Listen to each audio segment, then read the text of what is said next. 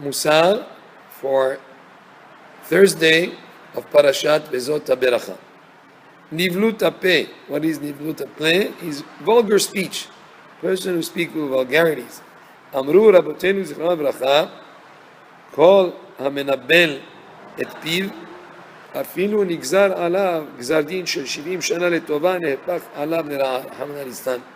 Says here, anybody that speaks in a way that is vulgar, even if he had a Gzar Din, a decree of 70 years of goodness, that decree can be turned into a negative decree. Ve'amar al-ken al-bahurav, he brings here at Pasuk, B'chol peh dover nevala, b'chol zot amnabel et pil keved avon. Speaks here about the people who speak in a way that is vulgar. Keved avon is a person that has it's a heavy type of sin. V'nitzav v'ne'elah ki azav v'iniach habusha v'atzniut, because such a person, he left busha, he left shame, v'atzniut, and modesty, shema midot haidot lezera hakodesh, which is our known characteristics of the holy nation, of the sanctified nation. Ve'alach al shvile azut hapanim, shi midat hanevalim hara'im, and he went in paths that have to do with brazenness, which is dafka a characteristic of the people who are evil, who are depraved people. So this mussar is teaching us how important it is not to use vulgar language. והשנית, כי חילל את קדוש ישראל, שנאמר ואמרו רק עם חכם ונבון, וגומר, such a person, he has desecrated the name of the Holy One of Am Yisrael. Like it said, they will say only these great people is a wise and understanding nation.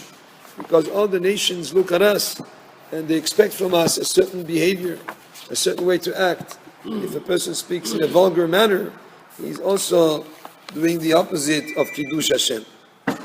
וזה נהג על דרך השכלים הנמאסים המרחיקים מדרך השכל. This person behaved in a manner, in a way that is contemptible, that is like in the way of the sechalim, of the fools. And שכולו יפה אף נעים ועלה באשם ותעל צחנתם וכל חכם ונבון שקץ ישקצם. So he acted in a way that is not respectful at all, and he strayed away from the path of intelligence. And such people, it is as if they were, in a way of, despised, disgusting. Every wise and understanding person will look at them, and such a person that speaks with vulgarity, he look at them in a way that is repulsive, detestable. When a person speaks vulgarity, he makes profane, he desecrates that tool, that beautiful tool that is klei sechel, which is the mouth, which is the tool of the sechel, of the mind, of understanding, of intelligence. A person has something in mind, he expresses it with his mouth. There are words of wisdom that can come from the mouth.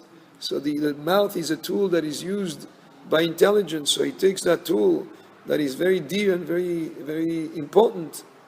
It's more valuable than all the precious vessels. Like the Pasuk says, so the lips of knowledge are a precious vessel. And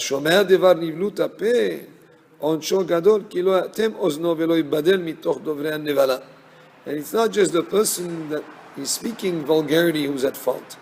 Also the person who listens to it, his punishment is great because he didn't close his ears, he didn't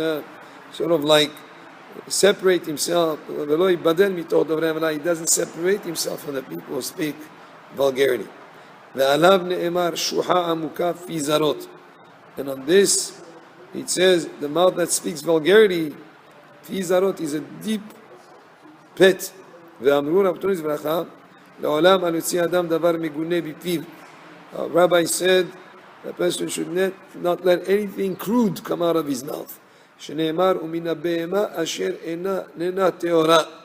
in the parasha of Noah, it speaks about the animal that was not tahor, that was not pure. That at the time, before Matan Torah, at the time of Noah, even the animals that were not kosher were permitted to eat. But it was not pure enough to be brought as a sacrifice. That's why, the Torah, instead of saying behemat teme'ah, the impure animal, it says the behemat that is not pure, in order not to use a word that is not proper.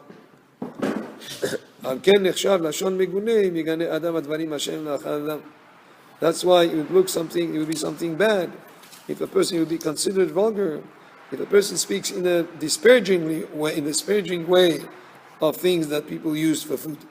A person has to be careful that he should not have something come out of his mouth that is despicable. Not say crude, vulgar words. Even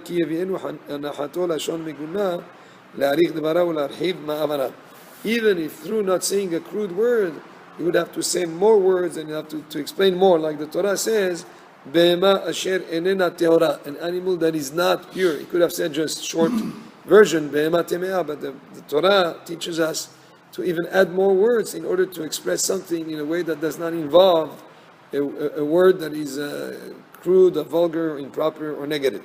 And this will be like a fence to avoid saying vulgarities or saying crude things, and which is one of the averot that are considered to be serious. And this will be a beautiful also fence to avoid saying lashon hara, which is evil speech, or speaking negatively about people. Just like it says, to avoid speaking bad or negatively about people, even about a behemah, the Torah was careful about that.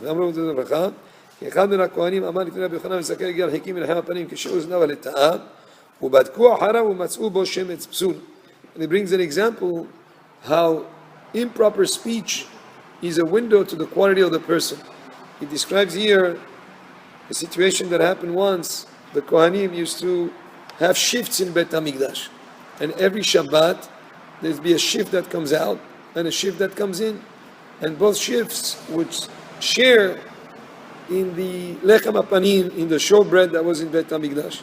And that bread was very satisfying. Even a small morsel, a small piece of bread would really fill up a person. So there was one Kohen there amongst those people who tasted a piece of that lechem hapanim, and he said, I received a piece of bread from lechem hapanim the size of the tail of a lizard.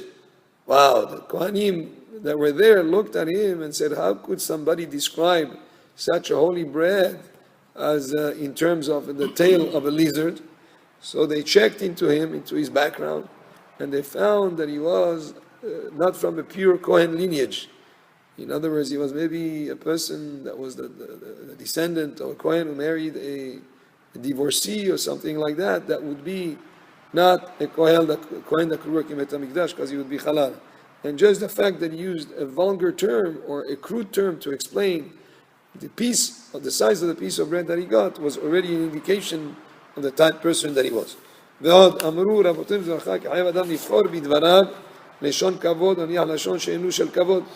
person has to always be careful to speak in a respectful manner.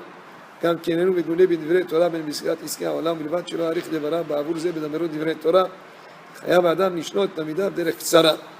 should speak in a respectful manner,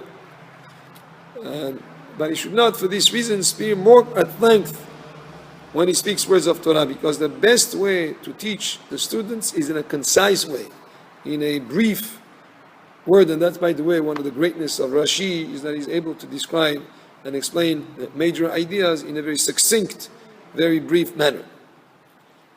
כי חייב האדם לשנות תלמידיו דרך קצרה, ועניין לשון כבוד דרך הדיבור והעשייה שדרכו בה נקייה דעת ומדברי צחות, והם שוקלים ומכירים איזה לשון כבוד. He says here the person has to be careful to be conscientious, to speak with pureness of speech, to weigh their words, to recognize respectful speech and its opposite. And that kind of being careful is very important. כמו שכתוב, like it says, ותבחר לשון ערומים. The pasuk says in Iyov, and you will choose the language of Arumim. Arumim is those that are cunning, those that have deeper understanding. V'ne'emar, v'da'at sefatai barur milelu. And what is that? Sefatai barur milelu. The explanation is my lips will speak clear knowledge. V'ne'emar kesef nifhar leshon tzaddik. Another pasuk in Mishlei says kesef nifhar, which means choice silver, leshon tzaddik, is the tongue of the righteous. Baruch Adonai le'olam, amen ve'amen.